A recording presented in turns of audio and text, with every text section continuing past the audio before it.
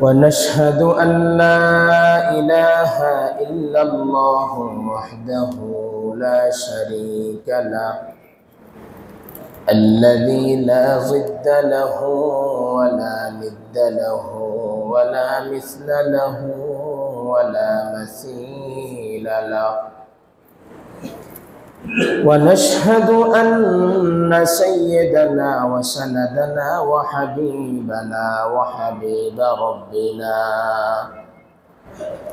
وقلوبنا وطبيب قلوبنا ومولانا وأولانا محمدا عبد الله ورسوله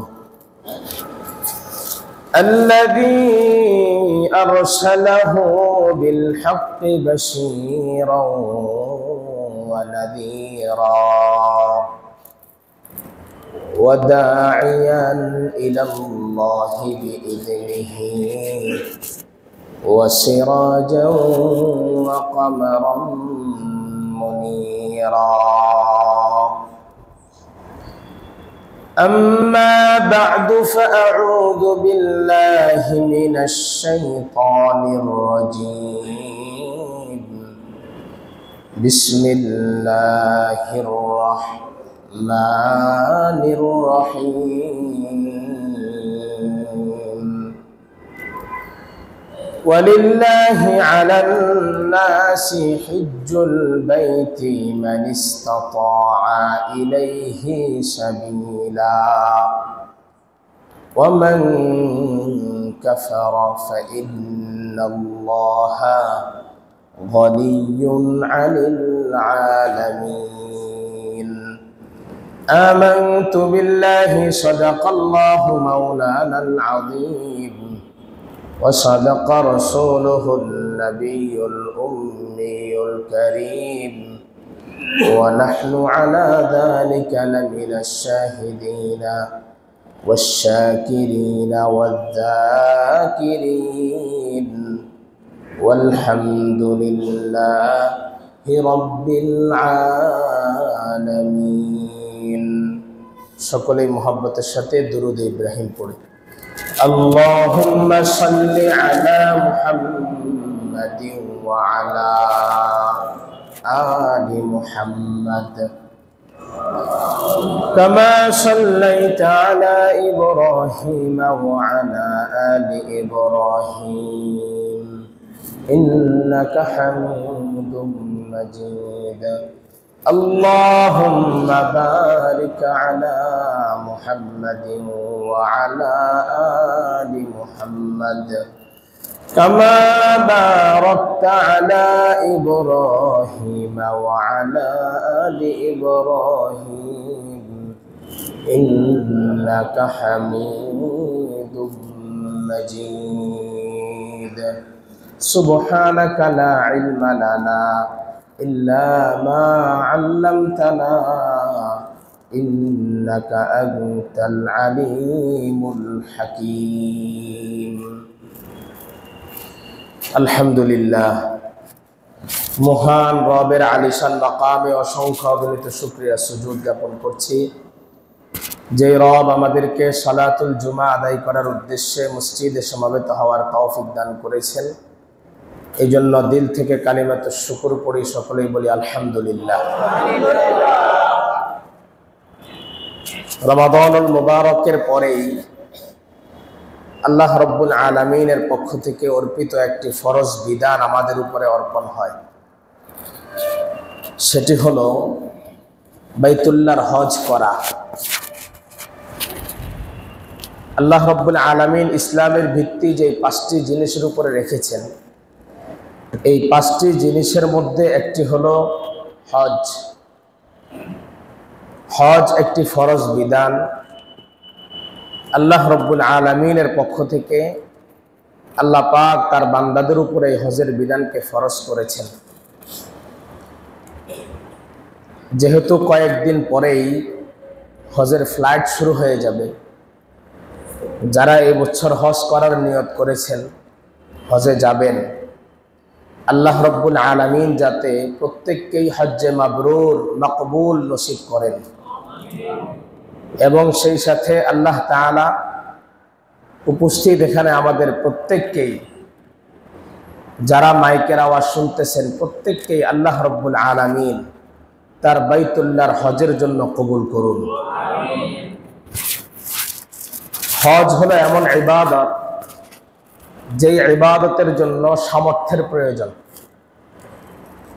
আর্থিক সামর্থ্য এবং দৈহিক সামর্থ্য। দুই ধরনের সামর্থ্য যদি কারো থাকে, তাহলে তার উপরে আল্লাহর এই ফরজ বিধান অর্পিত হবে। আল্লাহ তাআলা সূরা আলে ইমরানের ৯৭ নম্বর আয়াতের মধ্যে বলেন, ওয়ালিল্লাহি আলান নাসি হিজ্জুল বাইত মান ইসতাতাআ ইলাইহি সাবিলা। মানুষের মধ্যে যারা সামর্থ্যবান, আল্লাহর বান্দা বান্দীদের মধ্যে যারা সামর্থ্যবান, তাদের জন্য বাইতুল্লাহর হজ করা ফরজ। ওয়ামান কাফারা ফাইন্নাল্লাহা গনিয়্যুন আনিল আলামিন। আর যে ব্যক্তি কুফরি করবে, অর্থাৎ হজকে অস্বীকার করবে, হজ করবে না, অস্বীকার করবে, আল্লাহ রব্বুল আলামিন ওই ব্যক্তি থেকে সম্পূর্ণ অমুখাপেক্ষী, তার সাথে তার রবের কোনো সম্পর্ক নাই। ২ নম্বর হলো, হজ এমন একটি ইবাদত যা জীবনে একবার করলেই ফরজ আদায় হয়ে যায়। রাসূল আরবি সাল্লাল্লাহু আলাইহি ওয়াসাল্লামের পবিত্র জবানের থেকে বের হয়েছে। মুসলিম শরীফের ৩১৪৮ নম্বর বর্ণনা। আল্লাহর রাসূলের সাহাবী হযরত আবু হুরায়রা রাদিয়াল্লাহু তাআলা আনহু বলেন, খাতাবানা রাসূলুল্লাহ সাল্লাল্লাহু আলাইহি ওয়াসাল্লাম। রাসূল একদিন আমাদের সামনে দাঁড়িয়ে খুতবা দিলেন, লম্বা খুতবা দিলেন। রাসূল বললেন, ফাকাল আইয়ুহান নাস, হে দুনিয়ার মানব সম্প্রদায়, দুনিয়ার মানুষ, কদ ফারাদাল্লাহু আলাইকুমুল হজ্জা, আল্লাহ তোমাদের উপরে বাইতুল্লাহর হজকে ফরজ করেছেন। ফাহুজ্জু, অতএব তোমরা হজ পালন করো। এই কথা রাসূল বলার সাথে সাথে রাসূলের একজন সাহাবী দাঁড়িয়ে গেলেন।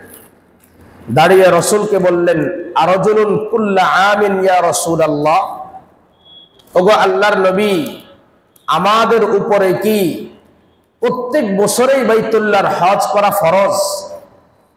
রাসূল চুপ রইলেন, কোনো কথা বললেন না। ফাসাকাতা, কোনো কথা বললেন না, চুপ ছিলেন। হাত্তা ক্বালাহা সালাসান, ৩ বার ওই সাহাবী একই কথা রাসূলকে বললেন। ফাকালা রাসূলুল্লাহ সাল্লাল্লাহু আলাইহি ওয়াসাল্লাম, লাউ কুলতু নাআম লাওয়াজাবাত ওয়া লামাসতাতাতুম, যদি তোমার কথা বলার পরে আমি যদি বলতাম হ্যাঁ, তাহলে প্রত্যেক বছর তোমাদের উপরে বাইতুল্লাহর হজ ফরজ হয়ে যেত। আর আমি চুপ থেকে আল্লাহর নির্দেশের অপেক্ষায় ছিলাম। আল্লাহ পাক রব্বুল আলামিন আমাকে জানালেন, জীবনে একবার যদি কেউ হজ পালন করে, তার গোটা জিন্দেগীর ফরজিয়ত আদায় হয়ে যাবে। প্রত্যেক বছর হজ নয়, একবার জীবনে করলে হজ আদায় হয়ে যাবে, ফরজ আদায় হয়ে যাবে। রাসূল বলেন, যদি আমি হ্যাঁ বলতাম, তাহলে কোশ্চিনকালেও তোমাদের জন্য প্রত্যেক বছর হজ পালন করা সম্ভব ছিল না। ইবনে মাজাহ শরীফের ২৮৮৬ নম্বর বর্ণনা এসেছে। রাসূলের সাহাবী হযরত আব্দুল্লাহ ইবনে আব্বাস বলেন, সাআলান নবী সাল্লাল্লাহু আলাইহি ওয়াসাল্লাম ফাকাল, ইয়া রাসূলুল্লাহ, আল হজ্জু ফি কুল্লি সানাতিন আও মাররাতান ওয়াহিদা। আল্লাহর হাবিবকে জিজ্ঞাসা করা হলো, ওগো আল্লাহর নবী, আল্লাহ আমাদের উপরে হজকে ফরজ করেছেন, এই ফরজ বিধান প্রত্যেক বছর পালন করা লাগবে নাকি জীবনে একবার করলে হবে? রাসূল বললেন, মাররাতান ওয়াহিদাতান, জীবনে একবার যদি কেউ হজ পালন করে, তাহলে তার হজের ফরজ বিধান আদায় হয়ে যাবে। ফামান ইসতাতাআ, এরপরেও যদি আল্লাহ রাব্বুল আলামিন কাউকে সামর্থ্য দান করেন, পয়সার মালিক বানান, দৈহিকভাবে সুস্থ থাকে, সে যদি হজ করে, ফাতাতাওয়াউন, প্রত্যেকবার হজ করলে নফল হজের সওয়াব তার আমলনামায় জমা হতে থাকবে। যতবার এর পরে হজ করবে, একবারের পরে প্রত্যেকবার নফল হজের সওয়াব সে পেতে থাকবে। এই জন্য আল্লাহ রাব্বুল আলামিন যাদেরকে দুইভাবে সামর্থ্যবান করেছেন, এক নম্বর অর্থ দিয়ে আল্লাহ সামর্থ্য দিয়েছেন, দুই নম্বরে আল্লাহ রাব্বুল আলামিন যাদেরকে দৈহিক সুস্থতা দিয়ে সামর্থ্যবান বানিয়েছেন, এই ব্যক্তিদের জন্য হজ করার ক্ষেত্রে বিলম্ব না করা। ইবনে মাজাহ শরীফের 2883 নম্বর বর্ণনা এসেছে, রাসূল বলেন, আন ইবনে আব্বাস আনিল ফাদলি আও আহাদিহিমা আনিল আখার قال قال رسول الله صلى الله عليه وسلم من أراد الحج فليتعجل فإنه قد يمرض المريض وتضل الضال وتعرج الحاجة।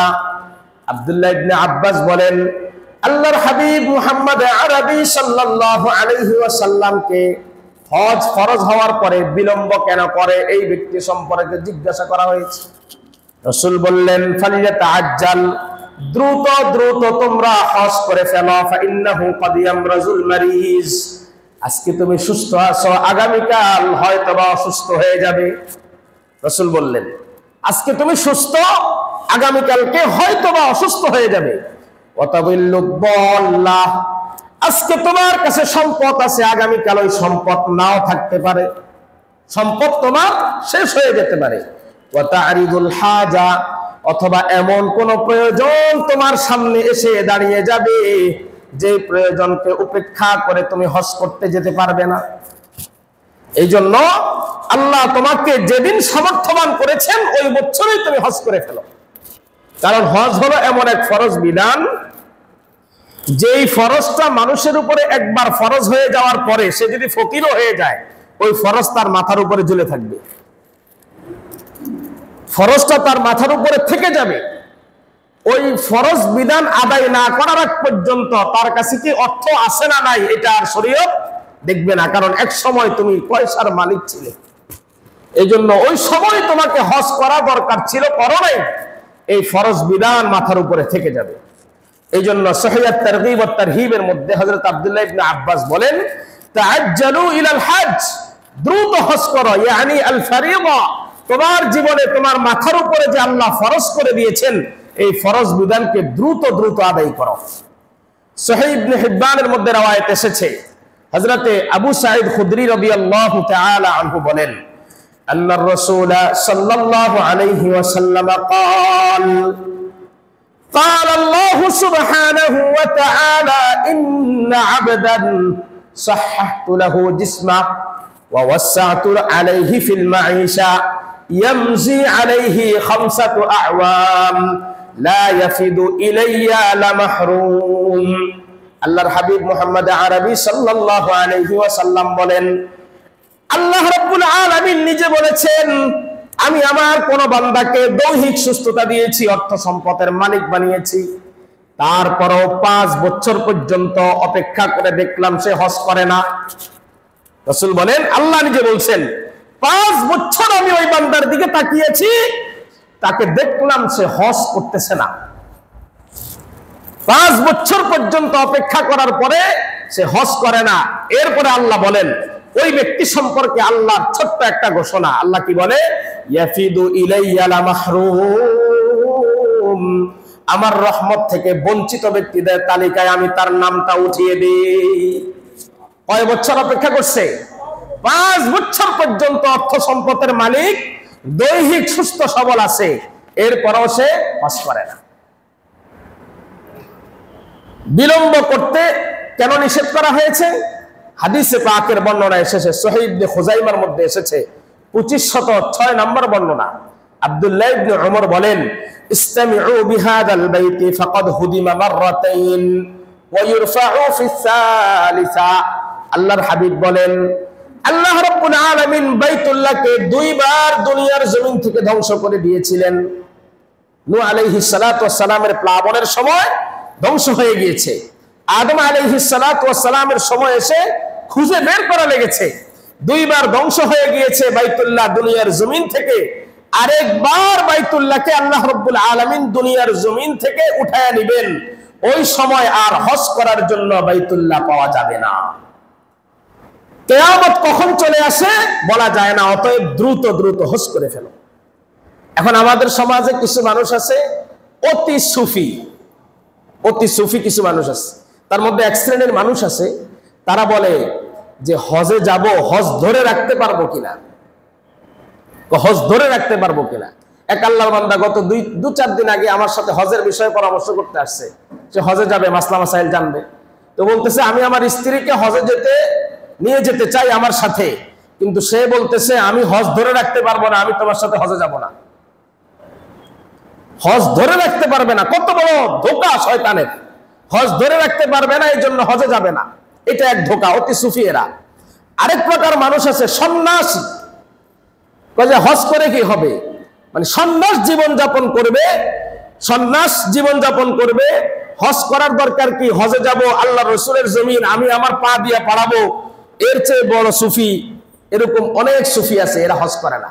রাসূল আরবি সাল্লাল্লাহু আলাইহি ওয়াসাল্লাম এই দুই শ্রেণীর মানুষ সম্পর্কে হাদিসে পাকের মধ্যে বলেছেন, লা সরুরাতা ফিল ইসলাম, ইসলামে এই জাতীয় সন্ন্যাসবাদী আর অতি সুফিগিরির কোনো স্থান নাই। তোমার উপরে যেদিন হজ ফরজ হয়েছে ওই বছরে তুমি হজে যাওয়ার জন্য নিয়ত করে ফেলো এবং হজে চলে যাও। হজের নিয়ম কানুন শিখা, হজে যাওয়ার জন্য জরুরি হলো হজের নিয়ম কানুন শিখা। কোথায় থেকে শিখবো?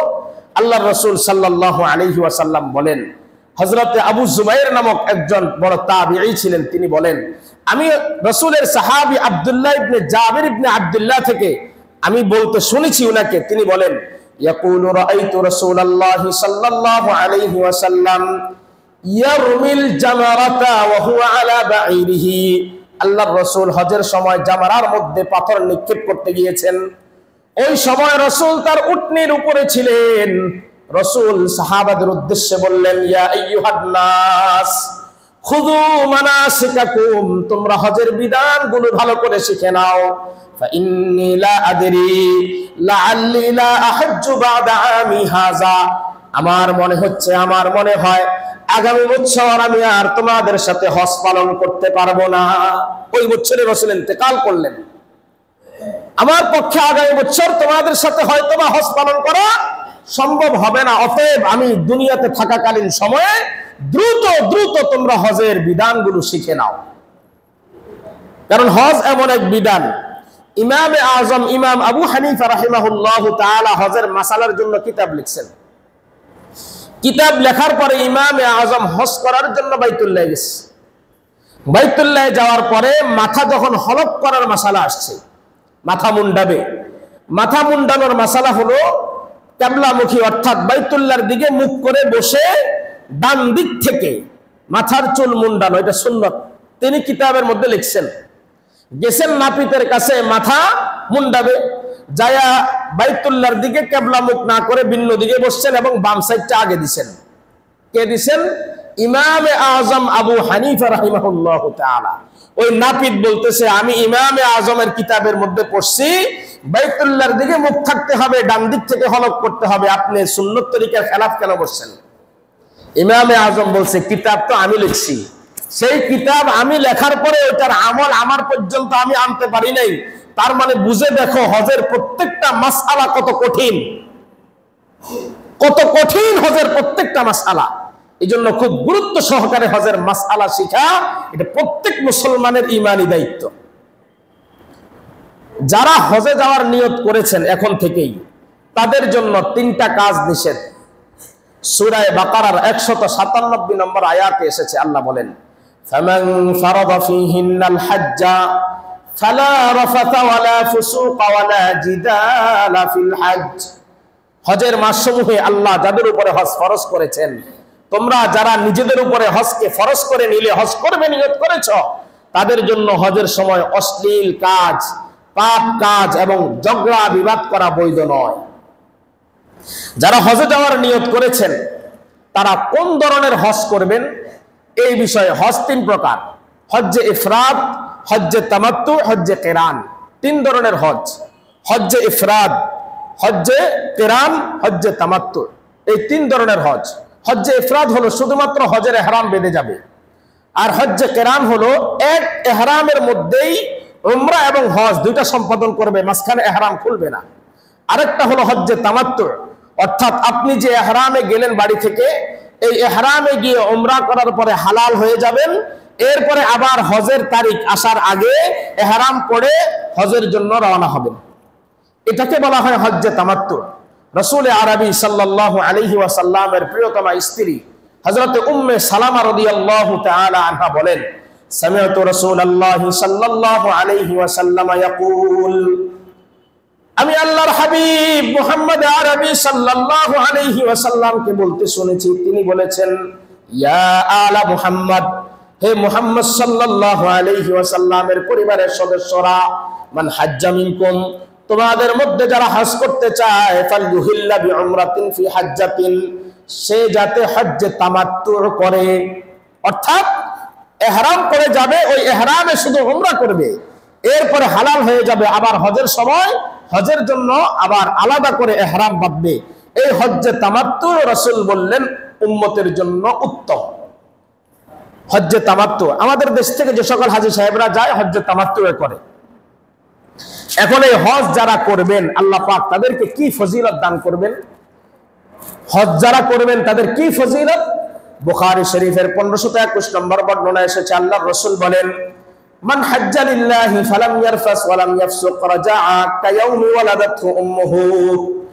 আবু হুরায়রা রাদিয়াল্লাহু তাআলা আনহু ইরশাদ করেছেন, আল্লাহর হাবিব বলেন, যে ব্যক্তি আল্লাহ তাআলার উদ্দেশ্যে হজ করলো, হজ করার সময় অশ্লীল কাজ থেকে গুনাহ থেকে বিরত থাকলো, সে তার মায়ের পেট থেকে ভূমিষ্ঠ হয়ে দুনিয়াতে আসার সময় তার যেমনিভাবে কোনো গুনাহ নাই, হজের ইহরাম ছাড়ার সাথে সাথে সে ওই রকম নিষ্পাপ হয়ে বাড়িতে ফিরে আসে। একদম নিষ্পাপ করে আল্লাহ তাআলা তাকে পবিত্র করে দেন। আল্লাহর হাবিব মুহাম্মদ আরবি সাল্লাল্লাহু আলাইহি ওয়াসাল্লাম আরো বলেন, তিরমিজি শরীফের 811 নম্বর বর্ণনা, মান হাজ্জা ফালাম ইয়ারফুস ওয়া লাম ইয়াফসুক, যে ব্যক্তি হজ করেছে, হজে কোনো খারাপ কাজ করে নাই, অশ্লীল কোনো কাজ করে নাই, গুফিরা লাহু মা তাকদ্দামা মিন যামবিহি, ওই হজ তার পূর্বেকার জিন্দেগীর সমস্ত গুনাহগুলোকে ক্ষমা করে দেয়। মুসলিম শরীফের 220 নম্বর বর্ণনা এসেছে, আমর ইবনুল আস রাদিয়াল্লাহু তাআলা আনহু আল্লাহর হাবিব থেকে দীর্ঘ একটা হাদিসের মধ্যে বর্ণনা করেন, রাসূল বলেন, আমা আলিমতা ইয়া আমর, হে আমর তুমি কি জানো, ইন্নাল ইসলাম ইয়াহদিমু মা কানা ক্বাবলাহু, ইসলাম গ্রহণের সাথে সাথে অমুসলিমের আগের জিন্দেগীর সমস্ত গুনাহ মাফ হয়ে যায়। ওয়া ইন্নাল হিজরাতা তাহদিমু মা কানা ক্বাবলাহা, কেউ যদি দ্বীনের জন্য হিজরত করে, হিজরত করার সাথে সাথে হিজরতের আগের সকল গুনাহ আল্লাহ ক্ষমা করে দেয়। ওয়া ইন্নাল হাজ্জা ইয়াহদিমু মা কানা ক্বাবলাহু, কেউ যদি হজ করে, হজ করার আগে তার জিন্দেগিতে যেই গুনাহগুলো ছিল আল্লাহ রাব্বুল আলামিন সমস্ত গুনাহগুলোকে আমলনামা থেকে একবারে ধুয়ে মুছে পরিষ্কার করে দেন। এত বড় ফজিলত হজের। আর আল্লাহ পাক যেই ব্যক্তির কপালে হজ্জে মাবরুর জুটায় দিবেন, একবারে মকবুল হজ জুটায় দিবেন, তার কি ফজিলত? আল্লাহর হাবিব বলেন, হযরত আবু হুরায়রা রাদিয়াল্লাহু তাআলা আনহু ইরশাদ করেছেন, বুখারী শরীফের 26 নম্বর বর্ণনা, রাসূল বলেন, সুইলা আইয়ুল আমালি আফদালু, আল্লাহর হাবিবকে জিজ্ঞাসা করা হয়েছে কোন আমলটা আল্লাহর কাছে বেশি প্রিয়। রাসূল বললেন, ঈমানুন বিল্লাহি ওয়া রাসূলিহি, এক নাম্বার হলো আল্লাহ এবং তার রাসূলের উপরে ঈমান আনা শ্রেষ্ঠ আমল। ইলা সুম্মা মাজা, তারপরে কোন আমল? রাসূল বললেন, আল জিহাদু ফি সাবিলিল্লাহ, আল্লাহর রাস্তায় জিহাদ করা সর্বশ্রেষ্ঠ আমল। এরপরে রাসূলকে আবার জিজ্ঞাসা করা হয়েছে, সুম্মা মাজা, কোন আমলটা সবচেয়ে বেশি প্রিয়? রাসূল বললেন, হজ্জুল মাবরুর, আল্লাহ পাক রব্বুল আলামিন তার যেই বান্দার কপালে হজ্জে মাবরুর জুটায়া দিবে, ওই হজ্জে মাবরুরের আমল তার সমস্ত আমল থেকে শ্রেষ্ঠ আমল, সমস্ত আমল থেকে শ্রেষ্ঠ আমল। আল্লাহর হাবিব বলেন, আল্লাহ রাব্বুল আলামিনের যেই বান্দা হজ করলো, আল্লাহ তাআলা ওই হজটাকে কবুল করে নিয়েছে। হজ কবুল করার কারণে এর প্রতিদান হিসাবে আল্লাহ তাআলা একমাত্র তার জন্য জান্নাত রেখে দিয়েছেন। বুখারী শরীফের 1773 নম্বর বর্ণনা, আবু হুরায়রা বলে, আন্না রাসূলুল্লাহ সাল্লাল্লাহু আলাইহি ওয়াসাল্লাম قال العمرة إلى العمرة كفارة لما بينهما, কোন আল্লাহর বান্দা যখন আল্লাহর ঘর বাইতুল্লাহ থেকে উমরা করে আসে, আবার তার সামর্থ্য হওয়ার পরে আবার উমরা করার জন্য যায়, এক উমরা থেকে আরেক উমরা পর্যন্ত মাঝখানে তার গুনাহ হয়ে গেছে, আল্লাহ রাব্বুল আলামিন উমরার বিনিময়ে মাঝখানের সমস্ত গুনাহগুলোকে ক্ষমা করে দেন। ওয়াল হজ্জুল মাবরুর লাইসা লাহু জাযাউন ইল্লাল জান্নাহ, রাসূল বলেন আল্লাহ পাক রব্বুল আলামিনের কোন বান্দার কপালে যদি হজ্জে মাবরুর জুটে যায়, হজ্জে মাবরুরের প্রতিদান জান্নাত ছাড়া আল্লাহর কাছে অন্য কোনো কিছু নাই। আল্লাহ তাকে অবশ্যই অবশ্যই হজের বিনিময়ে জান্নাত দান করবেন, হজের বিনিময়ে সে জান্নাত পাবে। এই জন্য নারী বৃদ্ধ দুর্বল, এদের জন্য জিহাদের ময়দানে যাইতে পারে না। তারা দুর্বলতার কারণে, নারীরা দুর্বলরা অসুস্থরা যাইতে পারে না। তারা জিহাদের সওয়াব কিসের মাধ্যমে পাবে? নাসাই শরীফের 2626 নম্বর বর্ণনা, আবু হুরায়রা রাদিয়াল্লাহু তাআলা আনহু বলেন আল্লাহর হাবিব বলেছেন, জিহাদুল কাবীর ওয়াস সাগীর ওয়াদ দাঈফ ওয়াল মারআ আল হজ্জ ওয়াল উমরাতু। নারীদের জন্য, অসুস্থদের জন্য, বৃদ্ধদের জন্য, শিশুদের জন্য, যারা আল্লাহর রাস্তায় জিহাদ করে সওয়াব কামাই করতে পারবে না, তারা যাতে বাইতুল্লাহর হজ এবং উমরা করে, আল্লাহ ওই হজ উমরার মাধ্যমে তাদের আমলনামায় জিহাদের ময়দানের সওয়াব দান করে। এত বড় ফজিলতপূর্ণ ইবাদত। মাজমাউজ জাওয়ায়েদের মধ্যে এসেছে, রাসূলের প্রিয় নাতি হযরত হুসাইন রাদিয়াল্লাহু তাআলা আনহু উনার বাবা থেকে হাদিস বর্ণনা করেছে। ওনার বাবার নাম কি? হযরত আলী ইবনে আবি তালিব রাদিয়াল্লাহু তাআলা আনহু থেকে হাদিস বর্ণনা করেছে। কি হাদিস? জাআ রাজুলুন ইলান নবী সাল্লাল্লাহু আলাইহি ওয়াসাল্লাম, একজন বৃদ্ধ লোক রাসূল আরবির খিদমতে হাজির হয়েছে। ফাকালা ইন্নী জুব্বান, এসে আল্লাহর রাসূলকে বলতেছে, ওগো আল্লাহর নবী, আমার সাহস কম, আমি বৃদ্ধ হয়ে গেছি। ওয়া ইন্নী যায়ীফ, আমি দুর্বল, আমার শরীরের মধ্যে রোগ ধরে ফেলছে। ফাকালা হালুম্মা ইলা জিহাদিন লা শাওকাতা ফীহিল হজ, আমি তো হজে যাওয়ার আগ্রহ রাখি, আমি তো জিহাদে যাওয়ার আগ্রহ রাখি, জিহাদে যাইতে পারি না। রাসূল বললেন, দ্রুত দ্রুত আপনি হজ করেন, হজ করলে আল্লাহ পাক রব্বুল আলামিন জিহাদের ময়দানের সওয়াব আপনার আমলনামায় দান করে দিবেন। আল্লাহ পাক যাদেরকে কবুল করবেন এবার হজে যাবেন, হজের সফরে যারা যাবেন তাদের সম্পর্কে রাসূল বলেছেন, তারা ঘর থেকে বের হওয়ার সাথে সাথে আল্লাহর জিম্মায় চলে যায়। সুবহানাল্লাহ। হযরত আবু হুরায়রা রাদিয়াল্লাহু তাআলা আনহু বলেন, তাখরিজুল মুসনাদ নামক কিতাবের 12 নম্বর খণ্ডের 379 নম্বর বর্ণনা এসেছে, আল্লাহর হাবিব বলেন, রাজুলুন খারাজা মিন বাইতিহি ইলা মসজিদিন মিন মাসাজিদিল্লাহ, আল্লাহর কোন বান্দা ঘর থেকে নামাজ পড়ার উদ্দেশ্যে যখন মসজিদের দিকে যায়, ওয়া রাজুলুন খারাজা গাজিয়ান ফি সাবিলিল্লাহি, আর কোন ব্যক্তি ঘর থেকে বের হয়ে জিহাদের ময়দানে জিহাদ করার জন্য যায়, ওয়া রাজুলুন খারাজা হাজ্জান, আর কোন ব্যক্তি যখন ঘর থেকে বের হয়ে হজের উদ্দেশ্যে বের হয়, এই 3 শ্রেণীর মানুষ ঘর থেকে কদম ফেরানোর সাথে সাথে আল্লাহ রাব্বুল আলামিনের জিম্মায় আল্লাহ ওই বান্দাকে নিয়ে নেন। ঘর থেকে নামাজের উদ্দেশ্যে বের হয়েছে, ঘর থেকে হজের উদ্দেশ্যে বের হয়েছে, ঘর থেকে জিহাদের উদ্দেশ্যে বের হয়েছে, এই 3 উদ্দেশ্যে ঘর থেকে বের হয়ে কদম ফেরানোর সাথে সাথে আল্লাহ তাকে তার নিজ জিম্মায় নিয়ে নেন। আল্লাহ বলেন, এই বান্দা এখন আমার জিম্মায় থাকবে। এরকম ভাবে আল্লাহ তাকে পছন্দ করে নেন। হাজী সাহেব আল্লাহর প্রতিনিধি, সুবহানাল্লাহ। হজ করার জন্য ঘর থেকে বের হওয়ার পরে ইহরাম পড়ছে, আল্লাহ বলেন সে এখন আমার প্রতিনিধি হয়ে গেছে। হাদিসে পাকের মধ্যে এসেছে, নাসাই শরীফের 2626 নম্বর বর্ণনা, ইবনে উমর রাদিয়াল্লাহু তাআলা আনহু বলেন, আল গাজী ফি সাবিলিল্লাহ ওয়াল হাজ্জ ওয়াল মুতামিরু ওয়াফদুল্লাহি, যে ব্যক্তি জিহাদ করার জন্য ঘর থেকে বের হয়েছে, যে ব্যক্তি হজ করার জন্য, উমরা করার জন্য ঘর থেকে বের হয়েছে, আল্লাহর হাবিব বলেন, ওয়াফদুল্লাহি, সে আল্লাহর প্রতিনিধি হয়ে যায়। দাআহুম ফাআজাবুহু, সে যেই দোয়া করবে আল্লাহ তাআলা ওই দোয়া সাথে সাথে কবুল করে নেবেন। ওয়াসাআলুহু ফাআতাহুম, সে আল্লাহর কাছে যা চাইবে আল্লাহ রাব্বুল আলামিন তাকে তা দান করবেন। সুবহানাল্লাহ, তার এমন ফজিলত হয়ে যায়। রাসূলের আরবি সাল্লাল্লাহু আলাইহি ওয়াসাল্লামের অন্য একটি বর্ণনা এসেছে, আল্লাহর হাবিব মুহাম্মদ আরবি বলেন, মাজমাউজ জাওয়ায়েদের 3 নম্বর খণ্ডের 214 নম্বর পৃষ্ঠায় এসেছে, রাসূল বলেন, ইয়াগফিরুল্লাহু লিল হাজ, সমস্ত হাজীদেরকে আল্লাহ তাআলা ক্ষমা করে দেয়। সমস্ত হাজী সাহেব ইহরামের কাপড় পরে যখন হজ করতে যায়, হাজী সাহেবকে আল্লাহ রাব্বুল আলামিন ক্ষমা করে দেন। ওয়ালিমান ইস্তাগফারা লাহুল হাজ, সাথে সাথে হাজী সাহেব যে সকল মানুষের জন্য দোয়া করে, আল্লাহ আমার ওই বন্ধুকে, আমার ওই বাবাকে, আমার ওই মাকে, আমার অমুক আত্মীয়কে, তাকে আপনি ক্ষমা করে দেন।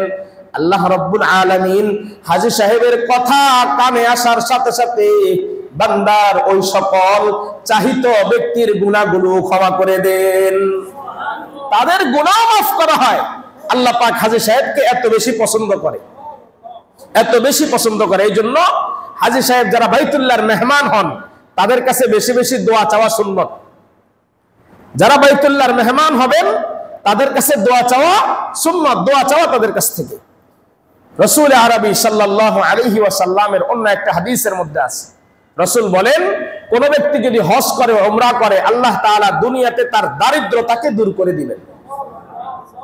আল্লাহর হাবিব মুহাম্মদ আরবি সাল্লাল্লাহু আলাইহি ওয়াসাল্লামের প্রিয় সাহাবী হযরত আব্দুল্লাহ ইবনে মাসউদ রাদিয়াল্লাহু তাআলা আনহু বলেন, আন্নাহু ক্বাল ক্বালা রাসূলুল্লাহ সাল্লাল্লাহু আলাইহি ওয়াসাল্লাম তাবিউ বাইনাল হজ্জি ওয়াল উমরাহ, রাসূল বলেন, তোমরা বেশি বেশি হজ এবং উমরা পালন করো। ফাইন্নাহুমা ইয়ানফিয়ানিল ফাকরা, হজ উমরা করার দ্বারা আল্লাহ তাআলা তোমাদের দারিদ্রতাকে মুছে দিবেন, দারিদ্রতাকে দূর করে দিবেন। ওয়াযুনুবা, তোমাদের জিন্দেগীর গুনাহগুলোকে আল্লাহ তাআলা ক্ষমা করে দিবেন। কেমনি ক্ষমা করবেন? রাসূল উদাহরণ দিয়েছেন হাদিসের মধ্যে, কামা ইয়ানফিল কিরু খাবাসাল হাদিদ ওয়াজ যাহাবি ওয়াল ফিদ্দা, যেমনি ভাবে লোহার মধ্যে জং পড়লে, আগুনের মধ্যে দিলে লোহার জংটা দূর হয়ে যায়, স্বর্ণ এবং রূপার মধ্যে খাইট থাকলে আগুনে দিলে খাইট আলাদা হয়ে যায়, তো দূর তোমার জিন্দেগি থেকে আল্লাহ তাআলা গুনাহগুলোকে এমন পবিত্র করে দিবেন, গুনাহ এমন পবিত্র হয়ে যাবে, ধুয়ে মুছে সকল অঙ্গ প্রত্যঙ্গ থেকে গুনাহগুলো বেয়ে বেয়ে পড়ে যাবে। এই জন্য হজ উমরা বেশি পরিমাণে করার চেষ্টা করা। আল্লাহ যাদেরকে সামর্থ্য দিয়েছেন করার তৌফিক দান করেন। হজ উমরায় গিয়ে খরচ করলেও আল্লাহ তাআলা এর বিনিময় দান করে। আম্মা জান আয়েশা সিদ্দিকা রাদিয়াল্লাহু তাআলা আনহা বলেন, ইন্না লাকা মিনাল আজরি আলা কদরি নাসাবিকা ওয়া নাফকাতিকা। আয়েশা সিদ্দিকা বলেন, নবীজি সাল্লাল্লাহু আলাইহি সাল্লাম বলেন, হে আয়েশা, নিশ্চয়ই হজ উমরায় যে পরিমাণ কষ্ট হবে আর যেই পরিমাণ খরচ করবে, ওই পরিমাণ সওয়াব আল্লাহ তাআলা তোমাদেরকে আমলনামায় দান করে দিবেন। এই জন্য ওই পরিমাণ খরচ করা। আল্লাহ যখন দিবেন তাহলে কেমন দিবেন? আল্লাহর দেওয়াটা কেমন হবে? ওইটা আল্লাহর শান অনুযায়ী দিবেন। আল্লাহ পাক তার শান অনুযায়ী দান করবেন। এরপরে যদি কোনো আল্লাহর বান্দা হজ অথবা উমরায় গিয়ে মারা যায়, হজ অথবা উমরায় গিয়ে যদি কেউ মারা যায়, তাহলে তার কি ফজিলত হবে, সে কি সওয়াব পাবে? বুখারী শরীফের 1266 নম্বর বর্ণনা এসেছে, আল্লাহর হাবিব মুহাম্মদ আরবি সাল্লাল্লাহু আলাইহি ওয়াসাল্লামের প্রিয় সাহাবী হযরত আব্দুল্লাহ ইবনে আব্বাস রাদিয়াল্লাহু তাআলা আনহুমা বলেন, বাইনামা রাজুলুন ওয়াকিফুন মা রাসূলিল্লাহি সাল্লাল্লাহু আলাইহি ওয়াসাল্লাম বিআরাফাতা, আল্লাহর হাবিব বলেন, আরাফার ময়দানে এক ব্যক্তির সাথে আমরা আরাফার ময়দানে রাসূলের একজন সাহাবীর সাথে ছিলাম। ইদ ওয়াকাআ মিন রাহিলাতিহি ফাআকসাআতহু, সে হঠাৎ করে তার সাওয়ারি থেকে নিচে পড়ে গিয়েছে, তার ঘাড় মটকে গেছে। অথবা বর্ণনাকারী বলেন, আও ক্বালা ফাআকআসাতহু, অথবা তার ঘাড়টা মটকিয়ে দেওয়া হয়েছে।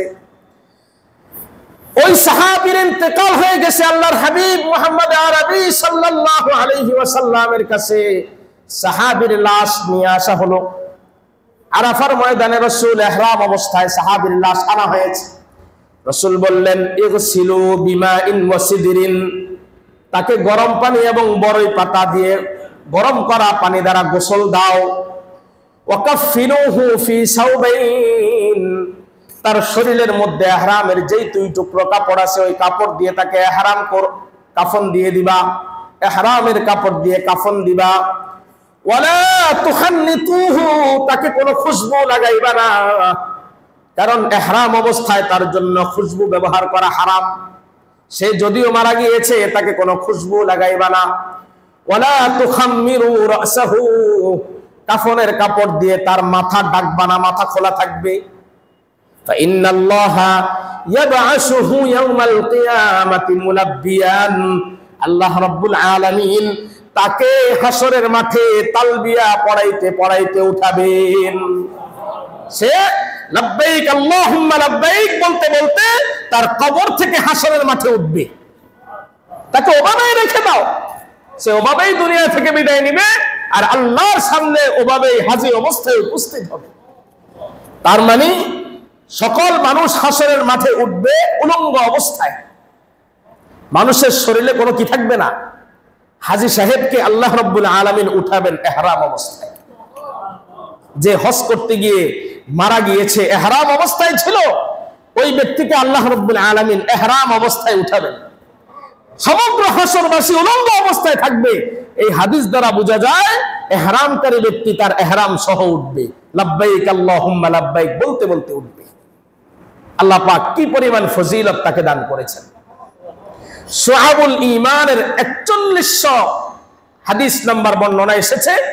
হযরত আবু হুরায়রা রাদিয়াল্লাহু তাআলা আনহু বলেন, ক্বালা রাসূলুল্লাহ সাল্লাল্লাহু আলাইহি ওয়াসাল্লাম, মান খারাজা হাজ্জান আও মু'তামিরান আও গাজিয়ান সুম্মা মাতা ফি তরিকিহি কাতাবাল্লাহু আজরাল গাজি ওয়াল হাজ্জ ওয়াল মু'তামির।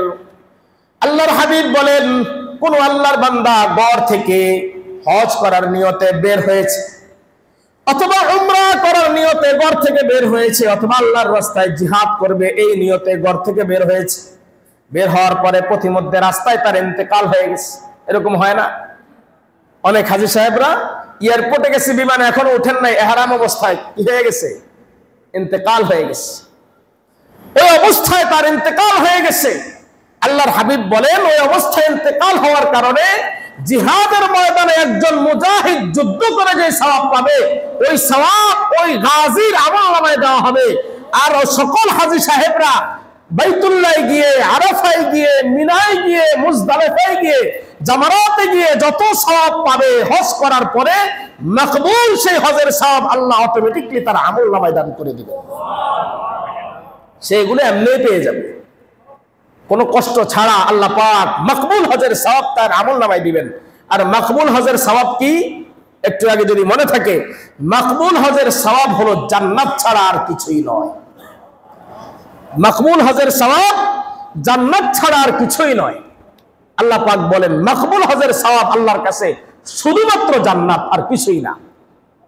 এজন্য যারা হজে যাবেন তালবিয়া পড়বেন, লাব্বাইক আল্লাহুম্মা লাব্বাইক, লাব্বাইক লা শারীকা লাক লাব্বাইক, ইন্নাল হামদা ওয়ান নি'মাতা লাক ওয়াল মুলক লা শারীকা লাক। এই যে তালবিয়া পড়বেন, এই তালবিয়া পড়ার ফজিলত কি? তিরমিজি শরীফের ৮২৭ নম্বর বর্ণনা এসেছে। হযরত আবু বকর সিদ্দিক রাদিয়াল্লাহু তাআলা আনহু বলেন, আন্নান নবী সাল্লাল্লাহু আলাইহি ওয়াসাল্লাম সুইলা আইয়ুল হজ্জি আফদল। আল্লাহর হাবিব মুহাম্মদ আরবি সাল্লাল্লাহু আলাইহি ওয়াসাল্লামকে জিজ্ঞাসা করা হয়েছে, কোন হজ বেশি উত্তম? ক্বালা আল হজ্জু ওয়াস সাজ্জু। আল্লাহর হাবিব মুহাম্মদ আরবি সাল্লাল্লাহু আলাইহি ওয়াসাল্লাম বললেন, হজের মধ্যে উত্তম হজ হলো ওই হজ যেই হজের মধ্যে বেশি পরিমাণে তালবিয়া পাঠ করা হয়, উচ্চ স্বরে তালবিয়া পড়ে। আর যেই হজের মধ্যে হাজী সাহেবরা আল্লাহর জন্য কোরবানি করে এবং তালবিয়া পড়ে, এই হজটা আল্লাহর কাছে বেশি প্রিয়। উচ্চ স্বরে আওয়াজ করবে, তালবিয়া পড়বে, আল্লাহ পাক রব্বুল আলামিনের কাছে ওই দিন এই আওয়াজটা দুনিয়ার সমস্ত আওয়াজ থেকে বেশি উত্তম আওয়াজ। তিরমিজি শরীফের ২৮২৮ নম্বর বর্ণনা এসেছে। হযরত সাহল ইবনে সাদ বলেন, ক্বালা রাসূলুল্লাহ সাল্লাল্লাহু আলাইহি ওয়াসাল্লাম, মা মিন মুসলিমিন ইউলাব্বি ইল্লা লাব্বা আন ইয়ামিনিহি আও আন শিমালিহি আও মিন হাজারিন আও শাজারিন আও মাদারিন হাত্তা তানকাতিআল আরদু মিন হাহুনা ওয়া হাহুনা। সাহল ইবনে সাদ বলেন, আল্লাহর হাবিব সাল্লাল্লাহু আলাইহি ওয়াসাল্লাম ইরশাদ করেছেন, আল্লাহর বান্দারা যখন ইহরামের কাপড় পরে লাব্বাইক বলতে বলতে আল্লাহ তাআলার কাছে হাজিরা দেয়। সে যখন লাব্বাইক বলে, তার ডান পাশে যা আছে তারাও লাব্বাইক বলে, বাম পাশে যা কিছু আছে তাও লাব্বাইক বলে। তার সামনে যে বিশাল বিশাল পাহাড় আছে, পাহাড়গুলো লাব্বাইক বলতে থাকে, পিছনে যে পাহাড় আছে পাহাড়গুলো লাব্বাইক বলে। ছোট ছোট বৃক্ষ, তৃণলতা, গাছগাছালি, এমনকি জমিন, প্রত্যেকটা বালি কণা তার সাথে সাথে লাব্বাইক বলতে থাকে। সে জমিনের যেখানেই যায় ওই জায়গায় প্রত্যেকটা জিনিস তার সাথে তালবিয়া পড়তে থাকে। লাব্বাইক আল্লাহুম্মা লাব্বাইক, এই তালবিয়া পড়ার একটা ফজিলত। এই জন্য তালবিয়া জোরে আওয়াজে পড়া। যারা হাজী সাহেবরা যাবেন হজ করার জন্য, তালবিয়া জোরে আওয়াজে পড়বেন, মনে মনে না, একটু জোরে আওয়াজে তালবিয়া পাঠ করা। তিরমিজি শরীফের 2829 নম্বর বর্ণনা এসেছে। হযরতে খাল্লাদ ইবনে সাইব ইবনে খাল্লাদ তার বাবা থেকে হাদিস বর্ণনা করেন। তিনি বলেন, ক্বালা রাসূলুল্লাহ সাল্লাল্লাহু আলাইহি ওয়াসাল্লাম, আতানি জিবরিল, আমার কাছে জিবরাইল এসেছে, ফাআমারানি, আমাকে আদেশ করলেন, আন্না আমুরা আসহাবি, আপনি আপনার সকল সাহাবীদেরকে বলেন, আইয়ারফাউ আসওয়াতাহুম, তারা যাতে তালবিয়া বলার সময় তাদের আওয়াজটাকে জোরে করে। রাসূল বললেন, আমাকে কথা জিবরাইল এসে বলেছে, আমি যাতে তোমাদেরকে জানায়া দেই তোমরা তালবিয়া পড়ার সময় জোরে আওয়াজ যাতে তালবিয়া পড়বে। হাজী সাহেবরা যারা যাবেন তাদের সৌভাগ্য হলো তারা বাইতুল্লাহর তাওয়াফ করবেন। বাইতুল্লাহর তাওয়াফ করা হবে। এই তাওয়াফের কি ফজিলত! তাওয়াফের ফজিলত অনেক, তার মধ্যে দুই একটা ফজিলত আমি আপনাদেরকে শোনাই। সহিহ তারগীব ও তারহিবের 2 নম্বর খণ্ডের 186 নম্বর পৃষ্ঠায় এসেছে। হযরত আব্দুল্লাহ ইবনে আব্বাস বলেন, ইয়ানজিলুল্লাহু কুল্লা ইয়াউমিন আলা হুজ্জাজি বাইতিহিল হারাম 20 মিআ রাহমাতান। আব্দুল্লাহ ইবনে আব্বাস বলেন, আল্লাহ রাব্বুল আলামিন বাইতুল্লাহর হজকারী যারা বাইতুল্লাহর চতুর্পাশে প্রদক্ষিণ করে করে তাওয়াফ করে তাদের উপরে আল্লাহ দৈনিক 120টি রহমত নাজিল করেন। আল্লাহ বাইতুল্লাহর উপরে দৈনিক 120টি রহমত নাজিল করেন। এর মধ্যে ভাগ হয় কি ভাগ? 60 লিত-তাইফিন, যারা বাইতুল্লাহর ঘরের তাওয়াফ করতেছে আল্লাহ পাক তাদের জন্য 60টা রহমত এক্সট্রা দান করেন। সেখান থেকে 60 চলে গেল।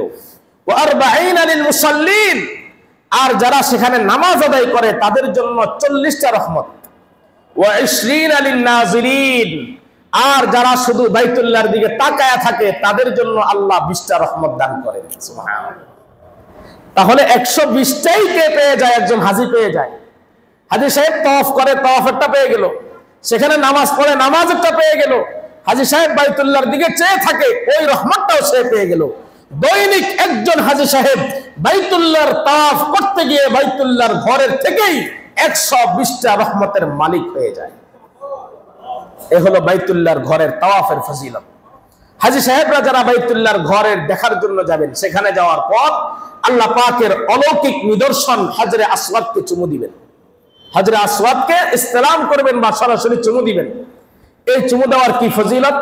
ইবনে মাজাহ শরীফের 2944 নম্বর বর্ণনা এসেছে। হযরতে সাঈদ ইবনে জুবাইর বলেন, সামিউতু ইবনে আব্বাস, আমি হযরত ইবনে আব্বাসকে বলতে শুনেছি, ইয়াকুল ক্বালা রাসূলুল্লাহ সাল্লাল্লাহু আলাইহি ওয়াসাল্লাম, লা ইয়াতিয়ান্না হাযাল হাজার ইয়াউমাল কিয়ামা ওয়া লাহু আইনান। আল্লাহ পাক রব্বুল আলামিন এই হজরে আসওয়াদকে কিয়ামতের ময়দানে উপস্থিত করবেন। হজরে আসওয়াদকে আল্লাহ কিয়ামতের ময়দানে উঠাবেন। ওয়া লাহু আইনান, হজরে আসওয়াদের 2টা চোখ থাকবে। ইউবশিরু বিহিমা, ওই 2 চোখ দ্বারা হজরে আসওয়াদ দেখতে থাকবে। ওয়া লিসানুন, আল্লাহ তাকে একটা জবান দান করবেন। ইয়ানতিকু বিহি, হজরে আসওয়াদ ওই জবানটা দিয়ে কথা বলতে থাকবে। ইয়াশহাদু আলা মান ইস্তালিমুহু বিহাক্কিন, যারা হজরে আসওয়াদকে ইসলাম করেছে, চুমু দিয়েছে, হজরে আসওয়াদ তাদের জন্য আল্লাহর কাছে সুপারিশ করবে। আল্লাহ আমাকে চুমু দিয়েছে, আদর করেছে, মুহাব্বত করেছে, আমাকে ইসলাম করেছে, আজকে আপনার এই বান্দাকে আপনি ক্ষমা করে জান্নাত দান করেন। হজরে আসওয়াদের এই সুপারিশ আল্লাহ রাব্বুল আলামিন কবুল করে ওই হাজী সাহেবকে, উমরাকারীকে আল্লাহর জান্নাত আল্লাহ রাব্বুল আলামিন দান করে দিবেন। কি পরিমাণ ফজিলত! শুধু একটা পাথরকে চুমু দিলে, হাজরে আসওয়াদকে যদি চুমু দেয়, আল্লাহ তাআলা আমাদেরকে বারবার বাইতুল্লাহর হজ এবং উমরায় যাওয়ার তৌফিক দান করেন। হাজী সাহেবরা যারা যাবেন, আল্লাহ রাব্বুল আলামিন তাদেরকে আরো এক অলৌকিক স্থানে ফজিলতের এক জায়গায় উপস্থিত করাবেন, তার নাম হলো আরাফার ময়দান। আরাফার ময়দানে যাওয়ার পরে কি হবে? আম্মা জান আয়েশা সিদ্দিকা বলেন, আন্না রাসূলুল্লাহ সাল্লাল্লাহু আলাইহি ওয়াসাল্লাম قال ما من يوم اكثر من ان يعتق الله عز وجل فيه عبدا او امه من النار من يوم عرفه। আল্লাহ পাক রব্বুল আলামিন আরাফার দিনে যে পরিমাণ তার বান্দা বান্দীকে জাহান্নাম থেকে মুক্তি দেন, এই পরিমাণ মুক্তি বছরের অন্য কোনোদিন দেন না। ওয়া ইন্নাহু লায়াদনু সুম্মা ইউবাহি বিহিমুল মালায়েকা। আল্লাহ রাব্বুল আলামিন ওই দিন বান্দার সবচেয়ে বেশি নিকটবর্তী হয়ে যায়। এই নিকটবর্তী আল্লাহর বছরের অন্য কোনোদিন হন না, সবচেয়ে বেশি কাছে চলে আসেন বান্দার। আর আল্লাহ রাব্বুল আলামিনের ফেরেশতারা আল্লাহর কাছে এই বান্দাদের মর্যাদা বৃদ্ধির জন্য দোয়া করতে থাকে। কি পরিমাণ ফজিলত ওই দিনের, আরাফার দিনের। এজন্য এই মোটা দাগে ফজিলতের কথাগুলো আমরা শুনলাম। আল্লাহ রাব্বুল আলামিন আমাদের যাদেরকে এই বছর বাইতুল্লাহর হজের জন্য কবুল করবেন, আমরা যারা যাব জরুরি মাসআলাগুলো হযরত উলামায়ে কেরামের কাছ থেকে শিখে ভালো করে আল্লাহ পাক যাতে আমাকে হক আদায় করে বাইতুল্লাহর হজ করার তৌফিক দান করেন। ইনশাআল্লাহ সুযোগ হলে হজের বিস্তারিত আরো কিছু মাসলা মাসাইল সম্পর্কে আলোচনা হবে। আল্লাহ রাব্বুল আলামিন আমাদেরকে এই কথাগুলোর উপরে আমলের তৌফিক নসিব করেন। ওয়া মা তাওফীকি ইল্লা বিল্লাহ ওয়া মা আলাইনা ইল্লাল বালাগ। যারা